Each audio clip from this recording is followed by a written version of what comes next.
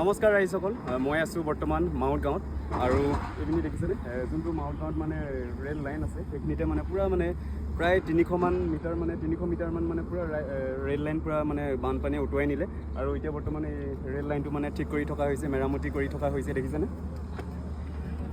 আৰু মই মানে ৰেলৱে ডিপাৰ্টমেণ্টৰ মানুহক সুধিছোঁ মানে কিমান দিনমান লাগিব ঠিক হ'বলৈ। তেওঁলোকে কৈছে আৰু 15-20 দিনমান লাগিব বুলি কৈছে।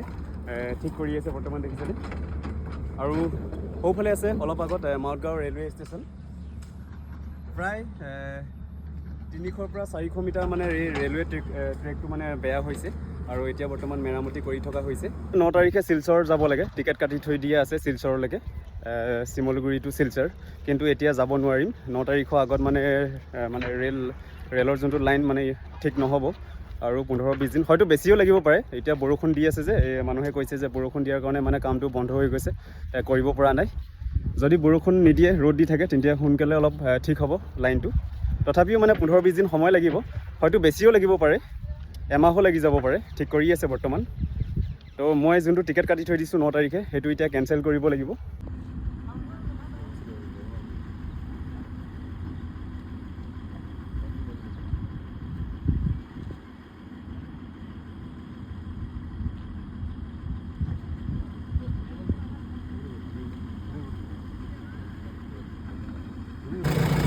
ইয়াত দেখিছেনে JCBত মানে পাথৰ নি থকা হৈছে তালৈ।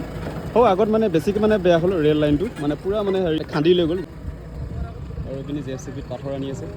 বহুত মানুহ লাগি আছে বৰ্তমান, প্ৰায় 300 পৰা 400 মানুহ মানে ইয়াত লাগি থকা হৈছে, ঠিক কৰি থকা হৈছে।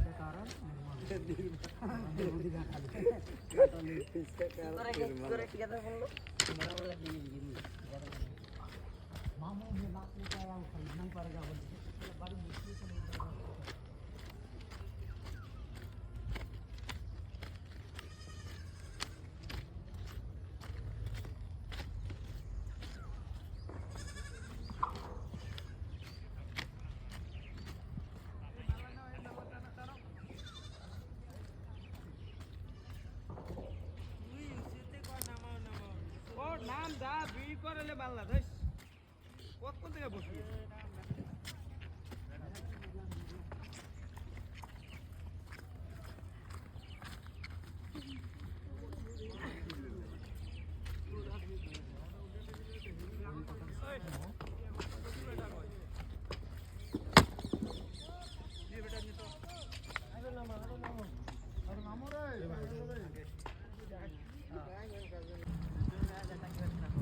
जबरदस्त डाटा केबल खराब है मेरा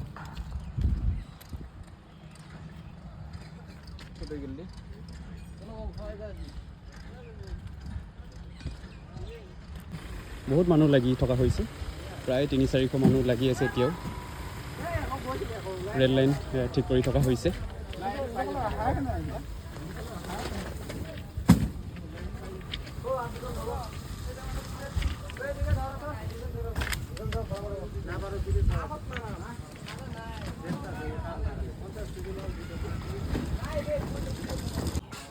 আৰু এইফালে অলপ আগত আছে মাউতগাঁও ৰেলৱে ষ্টেচন আৰু বৰ্তমানো এতিয়া কাম মানে চলি আছে ৰেলৱে লাইনবোৰ মানে মেৰামতি কৰি আছে দেখিছেনে